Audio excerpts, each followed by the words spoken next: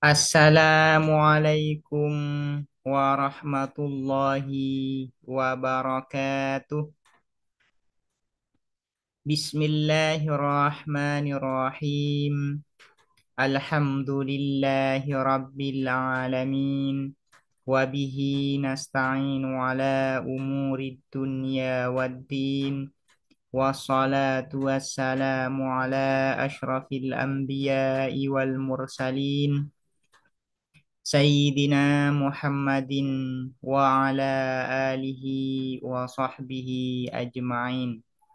Allahumma fakkihna fid din wa 'allimna at-ta'wil amma ba'du. Bismillahirrahmanirrahim. Mari kita melanjutkan ngaji kitab Mabadi Awwaliyah fi Usulil Fiqhi wal Qawaidil Fiqhiyah yang dikarang oleh Al-Ustadz Abdul Hamid Hakim. Kitab Mabadi Awwaliyah ini sebagaimana sudah disinggung di dalam muqaddimah terdiri dari dua bagian ilmu. Pertama yaitu ilmu usulil fikih, yang kedua adalah al-qawaid al-fiqhiyah. Namun yang akan kita baca hanya bagian pertama saja, yaitu ilmu usulil fikih. Sementara terkait al-qawaid al-fiqhiyah akan ditunda terlebih dahulu. Al-qismul awwalu fi usulil fikih. Adapun bagian yang pertama fi usulil fikih ialah tentang usulil fikih. Di sini Al-Ustadz Abdul Hamid Hakim hendak mendefinisikan apa itu usulul fikih. Al-Ustadz Abdul Hamid Hakim menyampaikan dua bentuk definisi usulul fikih di dalam kitab ini. Pertama, yaitu bi'tibari kaunihi murakkaban idhafiyan. Definisi berdasarkan kata yang menyusun kalimat usulul fikih. Kalimat usulul fikih ini terdiri dari dua kata. Pertama adalah kata usul, yang kedua adalah kata al-fikih. Nah, masing-masing dari kata usul dan al-fikih ini dijelaskan atau didefinisikan. Nah, definisi yang seperti ini disebut dengan bi'tibari kaunihi murakkaban idhafiyan, yaitu definisi usul fikih berdasarkan kata yang menyusunnya. Bentuk definisi kedua yang disampaikan, yang disebutkan oleh Al-Ustadz Abdul Hamid Hakim, yaitu bi'tibari kaunihi alaman. Definisi usulul fikih sebagai nama dari sebuah ilmu, yaitu ilmu usulul fikih. Nah, dua bentuk ini disebutkan, sama-sama disampaikan di dalam kitab ini. Sekarang kita mulai dengan definisi usulul fikih bi'tibari kaunihi murakkaban idhafiyan, yaitu berdasarkan kata yang membentuk kalimat usulul fikih. Kata pertama adalah kata usul. Usul ini merupakan jamak. Mufrad dari kata usul adalah aslun. Ya, aslun. Nah, karena jamak tidak bisa didefinisikan, maka yang disebutkan di sini adalah mufradnya, yaitu aslun. Apa itu asal? Ini yang akan dijelaskan. Al-aslu, adapun asal, luatan secara bahasa, secara etimologi, ma adalah sesuatu buniyah yang dibangun alaihi atas ma, ghairuhu apa selainnya ma. Jadi secara etimologi, asal itu adalah sesuatu yang di atasnya dibangun sesuatu yang lain. Ini disebut dengan kata asal. Nah, di dalam definisi asal secara etimologi ini ada kata ghair.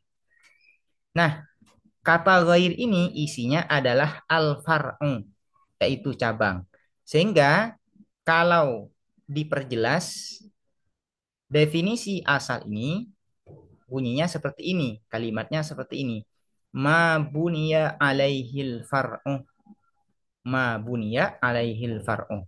Yang dinamakan asal adalah sesuatu yang mana far'u dibangun di atasnya. Nah, ini. Contohnya ka asli syajarati ay asasihi. Ini lebih tepatnya adalah al-jidar, ka aslil jidar. Ini sesuai dengan yang ada di dalam kitab Syarah Al-Mahalli Alal Waraqat. Ya. Kaaslil jidari seperti pondasi dinding, ay asasihi pondasi al-jidar atau dasar al-jidar. Wa asli syajarati dan akar pohon. Ay torofiha ujung asyajarah as-sabiti yang menetap fil ardi di dalam tanah. Jadi al-aslu lugatan adalah ma bunya alaihi ghairuhu. Ma bunya alaihi ghairuhu. Seperti misalnya pondasi dari sebuah bangunan atau akar sebuah pohon. Ya, ini ya. Jadi sesuatu yang menjadi dasar itu disebut dengan al-aslu lugatan. Sesuatu yang menjadi pondasi dari sesuatu yang lain, maka ini disebut dengan al-aslu lugatan. Nah, sehingga dari definisi al-aslu lugatan ini, maka kemudian ditarik kesimpulan bahwa fa usulul fikhi asasuhu. Maka adapun usulul fikhi asasuhu ialah dasar al fikhi.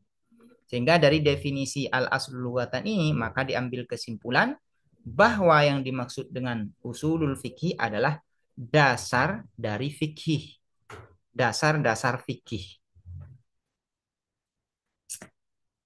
Kemudian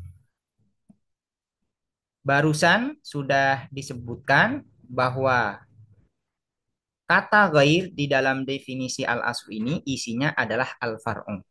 Karena itu ini perlu didefinisikan apa itu al-far'u. Karena al-far'u ini merupakan muqabilul asli, yaitu lawan dari kata asal. Wal far'u dan adapun far'u cabang, ma adalah sesuatu bunia yang dibangun apa ma, ala ghairihi atas selainnya ma. Yang dinamakan cabang itu adalah sesuatu yang dibangun, yang berdiri di atas sesuatu yang lain. Nah ini ya. Di sini di dalam definisi al-far'u juga ada kata ghair. Namun isinya berbeda dengan kata ghair yang ada di dalam definisi al-aslu. Kata ghair di dalam definisi al-far'u ini isinya adalah al-aslu. Jadi kebolak-balik ya. Kenapa? Karena sebagaimana sudah barusan disinggung, al-aslu lawannya adalah al-far'u. Al-far'u lawannya adalah al-aslu. Kafuru'i syajarati seperti cabang-cabang pohon li asliha bagi akarnya asyajarah wa furu'il fikih dan cabang-cabang fikih li usulihi bagi dasar-dasar fikih atau usulul fikih. Wal aslu istilahan dan adapun asal istilahan secara terminologi, secara istilah yuqalu ialah dikatakan apa al aslu ala dalili atas dalil wal qaidatil kulliyati dan kaidah umum atau aturan umum atau aturan universal. Definisi al-aslu secara istilah, secara terminologi itu menunjuk kepada beberapa makna. Pertama, menunjuk kepada ad-dalil. Jadi, al-aslu sama dengan ad-dalil. Yang kedua, menunjuk kepada al-qaidah al-kulliyah. Jadi al-aslu itu artinya adalah al-qaidah al-kulliyah. Dan beberapa makna yang lain yang di dalam kitab ini hanya disebutkan dua. Kaqaulihim seperti perkataan ulama atau usuliyin, aslu wujubis salati al-kitabu.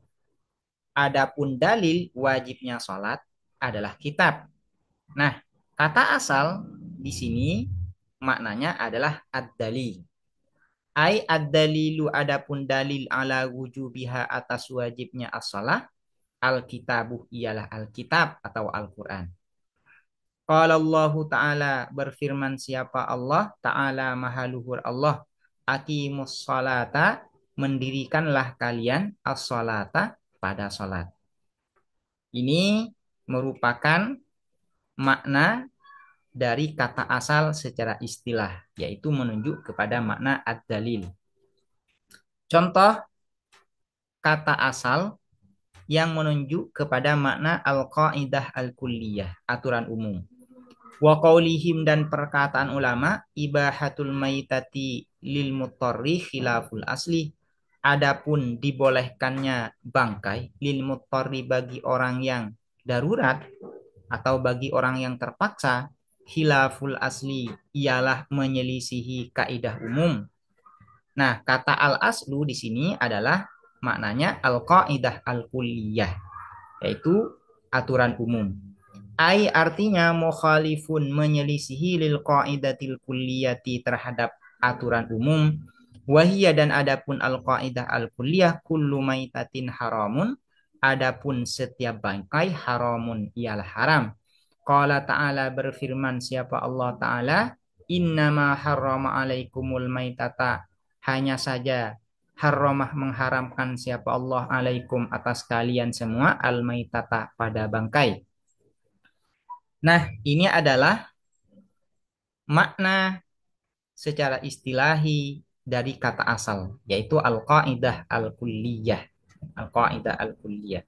Khilaful asli, di sini contohnya, ibahatul maitati lil mutarri khilaful asli, ay mukhalifun lil qaidatil kulliyah. Karena kaidah umumnya mengatakan, kullu maitatin haramun. Kullu maitatin haramun. Semua bangkai itu haram dikonsumsi.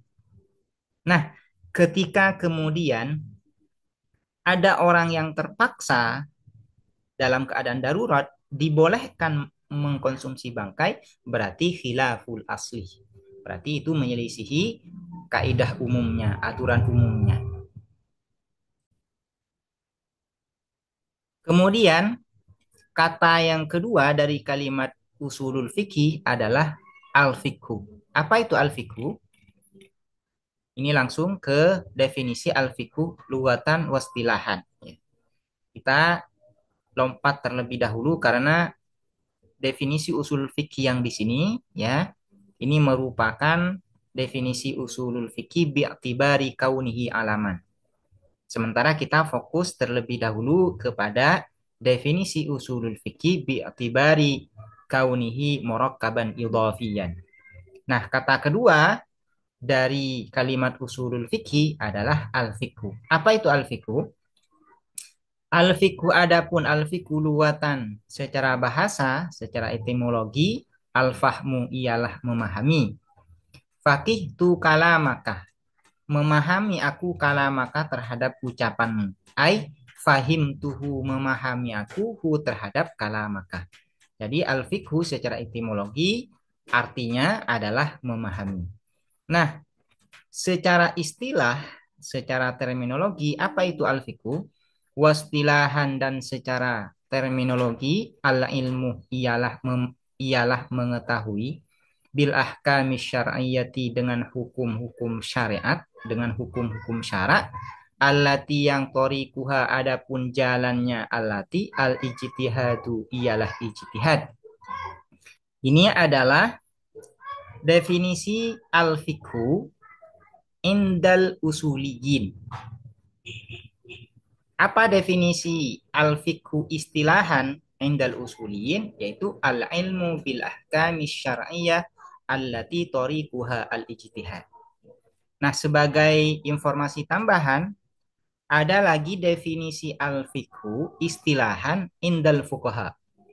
Apa definisi al-fiqhu istilahan indal fuqaha? Yaitu al-ilmu bil ahkami syar'iyyah al-amaliyah al-muktasabah min adillatiha at-tafsiliyah. Nah, ini merupakan definisi al-fiqhu istilahan indal fuqaha. Namun sekarang kita akan fokus membahas definisi al-fiqhu istilahan indal usuliyin. Menurut usuliyin, menurut ulama usul, definisi al-fiqhu itu adalah mengetahui hukum-hukum syara yang mana jalur mengetahui hukum-hukum syara ini diperoleh melalui ijtihad. Artinya hukum-hukum syara ini diketahui melalui ijtihad. Nah, ini yang disebut dengan al-fiqhu. Contohnya seperti apa? Kalau ilmi seperti mengetahui bi'annan niyata dengan sesungguhnya apa niat fil wudu'i di dalam wudu wajibatun ialah wajib. Wa nahwi dzalika dan seumpamanya hal tersebut yaitu al ilmu bi'annan niyah fil wudu wajibah minal masailil ijtihadiyati yaitu dari masalah-masalah yang bersifat ijtihad. Contoh dari al-fiqhu istilahan indal usuliyin adalah mengetahui bahwa niat di dalam wudhu itu wajib. Niat di dalam wudhu itu wajib merupakan hukum syara. Nah, mengetahui bahwa niat di dalam wudhu wajib ini oleh para ulama diketahui melalui jalur ijtihad. Jadi, para ulama mengetahui bahwa niat di dalam wudhu itu wajib, jalurnya melalui jalur ijtihad dengan cara ijtihad. Dalilnya apa? Qala Nabi sallallahu alaihi wasallam bersabda siapa Nabi Muhammad sallallahu alaihi wasallam, innamal a'malu hanya saja al a'malu adapun perbuatan-perbuatan bin niyati ialah dengan niat. Rawahu meriwayatkan terhadap hadal hadis Al-Bukhari siapa Imam Al-Bukhari wa Muslimun dan Imam Muslim. Wal wudu'u minal a'mali dan adapun wudu minal a'mali ialah sebagian di antara perbuatan-perbuatan. Itu di antara sebagian perbuatan orang mukallaf. Nah, cara menyusun dalil ini seperti ini. Dalam bentuk kias, yaitu dalam bentuk silogisme. Bentuknya seperti ini. Al wudu'u minal a'mali. Ini merupakan muqaddimah surah. Wudu itu sebagian dari perbuatan. Nah, muqaddimah kubronya apa? Muqaddimah kubronya yaitu hadis ini, yaitu al-a'malu bin niat. Sementara perbuatan-perbuatan itu tergantung niat. Kesimpulannya adalah al-wudu'u bin niat. Wudu itu tergantung niat. Nah, dari ijtihad yang seperti ini, dari pola dalil yang seperti ini, maka kemudian ditarik kesimpulan bahwa niat di dalam wudhu itu wajib karena wudhu tergantung dengan niat, sehingga ditarik kesimpulan bahwa niat di dalam wudhu itu adalah wajib. Nah, mengetahui bahwa niat di dalam wudhu itu wajib, jalurnya melalui jalur ijtihad, melalui cara berargumen ya, yang dilakukan oleh para ulama. Bagaimana misalnya kalau ada hukum syariat, nah jalur mengetahui hukum syariat ini bukan melalui ijtihad, tapi bersifat doruri, bersifat niscaya. Baik ulama maupun orang awam itu tahu semua. Itu namanya doruri. Artinya baik kalangan orang awam maupun kalangan para ulama ini sama-sama mengetahui terhadap hukum syariat ini. Maka ini disebut dengan doruri. Jalur mengetahuinya bukan dengan cara ijtihad, tapi secara niscaya ini diketahui. Nah, yang seperti ini tidak disebut dengan fikih. Indal usuliyin. Tidak disebut dengan fikih. Contohnya bikhilafil ilmi dengan menyelisihi mengetahui bil ahkami syar'iyyati dengan hukum-hukum syariat allati yang laisa tidak ada tariquha apa jalannya allati al ijtihad ialah ijtihad. Kal ilmi seperti mengetahui bi anna shalawatil khamsa dengan sesungguhnya apa salat yang 5 wajibatun ialah wajib wa anna zina muharramun dan sesungguhnya apa zina muharramun ialah diharamkan, wa nahwi dzalika dan seumpamanya hal tersebut yaitu as-salawatul khamsa wajibah wa zina muharram minal masailil qat'iyati dari masalah-masalah yang bersifat pasti, fala yusamma maka tidak dinamai ala ilmu apa mengetahui bima dengan sesuatu dzukira yang telah disebutkan apa ma fikhan pada fikih. Jadi mengetahui hukum syariat yang bersifat pasti, yang bersifat niscaya, semua orang awam dan orang yang khawasnya, para ulamanya juga tahu, maka mengetahui hukum syariat yang seperti ini tidak disebut dengan fikih. Nah, ini merupakan takrif definisi usulul fikih bi'tibari kaunihi murakkaban idhafiyan berdasarkan kata yang menyusun kalimat usulul fikih. Sekarang bentuk definisi usulul fikih bi'tibari kaunihi alaman sebagai nama dari sebuah ilmu. Usulul fikih sebagai nama dari sebuah ilmu. Apa itu usulul fikih sebagai sebuah nama sebuah ilmu? Usulul fikih adapun usulul fikih dalilul fikih ialah dalil fikih ala sabilil ijmali atas jalan ijmal global atau umum. Jadi usulul fikih definisinya adalah dalilul fikih ala sabilil ijmal. Dalil fikih yang mana dalil fikih ini ijmal global. Nah, apa yang disebut dengan ala sabilil ijmal? Ala sabilil ijmal ini artinya dalil fikih alladzi la yata'allaqu bi juz'iyatin muayyanatin. Dalil fikih yang tidak berkaitan dengan kasus tertentu, kasus khusus. Ini disebut dengan dalilul fikih ala sabilil ijmal. Nah, ada lain yang disebut dengan dalilul fikih ala sabilit tafsil. Apa dalilul fikih ala sabilit tafsil? Yaitu alladzi yata'allaku bi juz'iyatin muayyanah. Dalil fikih yang berkaitan dengan kasus tertentu atau kasus khusus. Nah, yang menjadi domain pembahasan usul fikih adalah dalilul fikih ala sabilil ijma'. Contohnya seperti apa? Kaqaulihim seperti perkataan usuliyin mutlakul amri lil wujubi. Adapun apapun perintah, mutlak ini kita artikan apapun ya. Maksudnya tidak berkaitan, tidak ada koid apapun ya. Mutlakul amri adapun apapun perintah lil wujubi ialah untuk wajib, ialah untuk wajib. Artinya perintah itu kalau tidak ada koi tertentu, maka menunjuk kepada makna wajib. Menunjuk kepada wajib. Atau dialihkan untuk menunjuk kepada wajib. Wa mutlakun nahi tahrim. Dan adapun apapun larangan, litahrimi ialah untuk haram. Ya, untuk menunjuk pada haram. Wa mutlaku fi'lin Nabi sallallahu alaihi wasallam dan adapun apapun perbuatan Nabi Muhammad sallallahu alaihi wasallam wa mutlaqul ijma'i dan apapun ijma wa mutlaqul qiyasi dan apapun analogi hujajun ialah hujah atau argumen. Mutlaqu fi'lin Nabi sallallahu alaihi wasallam hujjatun.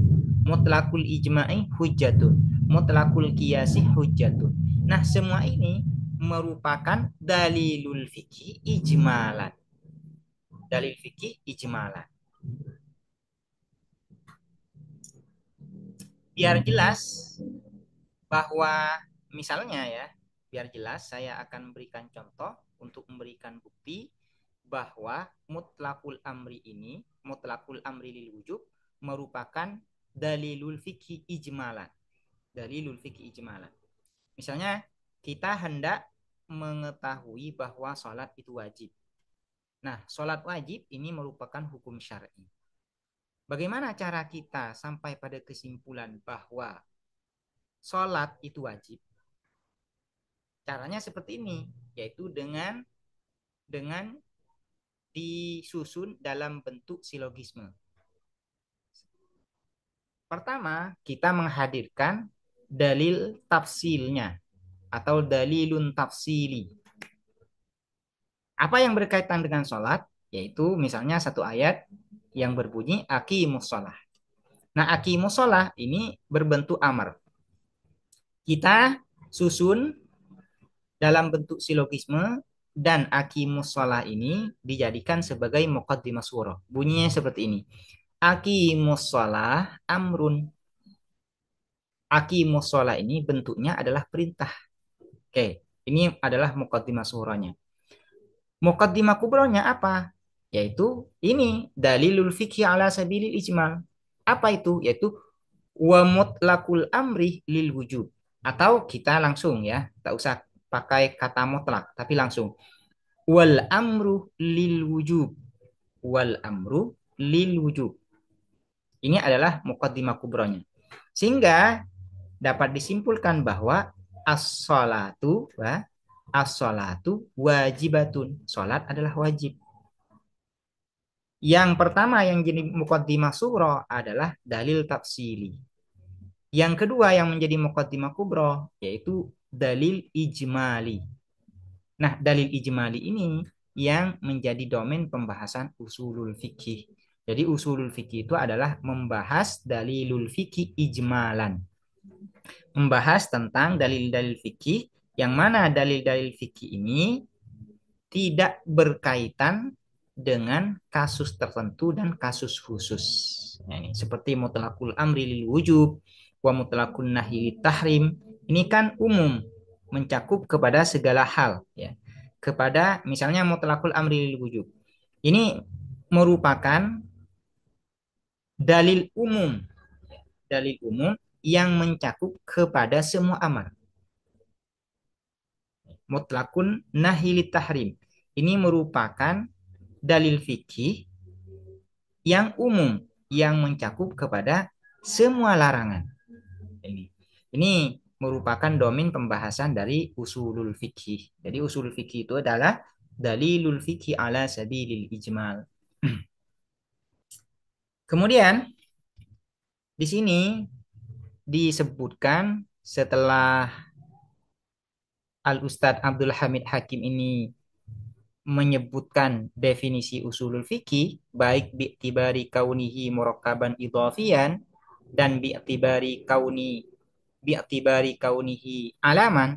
Di sini beliau menyebutkan tentang anwa'ul idrak atau macam-macam persepsi dan macam-macam pengetahuan.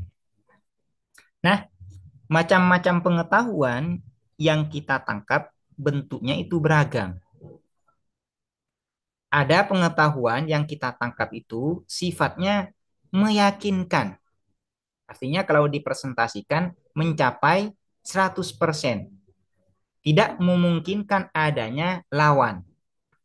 100%. Nah, pengetahuan yang seperti ini disebut dengan al-ilmu atau disebut dengan al-yakin atau juga disebut dengan at-tasdik al-yakini. Nah, di dalam kitab ini pengetahuan yang seperti ini disebut dengan al-ilmu. Kemudian ada pengetahuan yang bentuknya itu dugaan kuat. Maksudnya dugaan kuat itu adalah pengetahuan yang lebih condong kepada sesuatu namun masih memungkinkan lawannya itu benar. Nah, ini disebut dengan zon. Disebut dengan zon. Jadi pengetahuan kita yang lebih condong kepada sesuatu, namun tidak menutup kemungkinan lawannya itu juga benar, maka ini disebut dengan zon. Nah, satu paket dengan zon ini adalah waham. Waham. Waham itu adalah pengetahuan, ya, pengetahuan yang menjadi lawan dari zon. Kalau zon itu adalah pengetahuan yang lebih condong kepada sesuatu, maka itu disebut dengan zon. Nah, mukobil lawannya ini disebut dengan waham. Saya akan beri contoh nanti biar jelas ya. Cuman saya ini dulu apa selesaikan dulu ininya. Nah, selanjutnya ada yang disebut dengan syak. Syak ini adalah pengetahuan kita yang setara. Ya. Pengetahuan kita ini yang setara. Maksudnya setara itu kalau dipresentasikan ya 50% 50%. Antara percaya dan tidak percaya ini sama. Antara condong dan tidak condongnya itu sama. Nah, kalau yang seperti ini disebut dengan syak. Contohnya seperti ini. Contohnya seperti ini. Misalnya pengetahuan kita tentang berdirinya Zaid. Kita tahu bahwa Zaid itu berdiri dan pengetahuan kita ini bersifat yakin 100%. Sehingga tidak memungkinkan bahwa nakitnya atau kontradiksinya yaitu Zaid tidak datang ini tidak ada kemungkinan itu. Tidak ada kemungkinan Zaid tidak datang. Saya yakin 100% bahwa Zaid itu datang. Dan kalau dikatakan Zaid tidak datang, itu tidak memungkinkan sama sekali. Nah, pengetahuan yang seperti ini disebut dengan al-ilmu atau al-yakin. Kemudian, kalau kita mengetahui bahwa Zaid itu datang dan kita lebih condong kepada Zaid datang. Namun ada kemungkinan Zaid ini tidak datang. Kemungkinan tidak menutup kemungkinan Zaid ini tidak datang. Kalau dalam contoh barusan ya, kita mengetahui bahwa Zaid ini berdiri dan lebih condong kepada Zaid berdiri. Namun tidak menutup kemungkinan Zaid itu bisa saja tidak berdiri.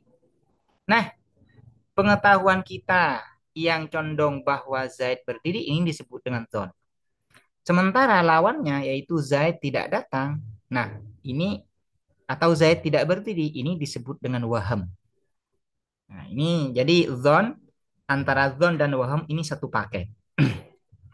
Nah, kalau kita ini antara kalau pengetahuan kita ini antara Zaid berdiri dan tidak berdiri ini sama, tidak ada yang lebih unggul, maka ini disebut dengan syak. Biasanya syak ini diterjemahkan dengan ragu. Jadi ini adalah anwa'ul idrak, macam-macam pengetahuan. Pertama, macam-macam pengetahuan itu disebut dengan al-ilmu. Apa itu al-ilmu? Al-ilmu adapun al-ilmu sifatun ialah sifat yang kasyifu yang tersingkap biha dengan sifat al-matlubu apa sesuatu yang dicari ingkisyafan taman dengan ketersingkapan taman yang sempurna. Ingkisyafan taman ketersingkapan yang sempurna sehingga tidak memungkinkan lawannya. Kemudian wal jahlu dan adapun jahl bodoh ada mula ilmi bisyai ialah ketiadaan mengetahui bisyai dengan sesuatu. Jadi kalau kita tidak mengetahui apapun maka itu disebut dengan al jahl. Wal dhannu dan adapun dhon al idrakur rajihu ialah pengetahuan ar-rajihu yang unggul li ahadil amroini bagi salah satu dua perkara. Wal wahmu dan adapun wahm, nah, wahm ini biasanya diterjemahkan dengan dugaan lemah. Sementara dhon ini diterjemahkan dengan dugaan kuat. Jadi lawan dari dhon adalah wahm. Lawan dari wahm adalah dhon. Atau kita katakan seperti ini, antara dhon dan wahm ini satu paket. Satu paket. Al-wahm itu adalah dugaan lemah, al-dhon adalah dugaan kuat. Wal wahmu dan adapun wahm al-idrakul marjuhu ialah pengetahuan al-marjuhu yang diungguli li ahadil amroini bagi salah satu dua perkara. Wasyakku dan adapun ragu al-idrakul mustawi adalah pengetahuan al-mustawi yang setara bainal amroini di antara dua perkara. Fattaraddudu maka adapun ragu fi qiyami Zaidin di dalam berdirinya Zaid wa nafihi dan ketiadaan qiyami Zaid wa nafihi dan ketiadaan qiyami Zaid alas sawai secara setara syakun ialah disebut dengan syak ragu. Wa ma'arujhani thubuti wal intifa'i dhannun dan beserta unggulnya subut afirmasi Wal intifai dan intifa menafikan dhannun ialah dhon, dugaan kuat. Artinya, kalau yang unggul itu adalah Zaid datang, maka disebut dengan dhon. Atau yang unggul itu adalah Zaid tidak datang, maka juga disebut dengan dhon. Nah, kebalikannya itu disebut dengan wahm. Wa ma'amarjuhin fi ahadihima dan beserta diungguli fi ahadihima di dalam salah satu keduanya as-subut wal intifa wahmun ialah wahm atau dugaan lemah. Wal muradu dan adapun yang dimaksudkan bil ilmi dengan kata al ilmu fi ta'rifil fikhi di dalam definisi al fikhi yashmalu dhanna ialah mencakup apa al ilmu al dhanna pada dhon dugaan kuat. Nah, apa korelasi pembahasan anwaul idrok ini dengan pembahasan sebelumnya?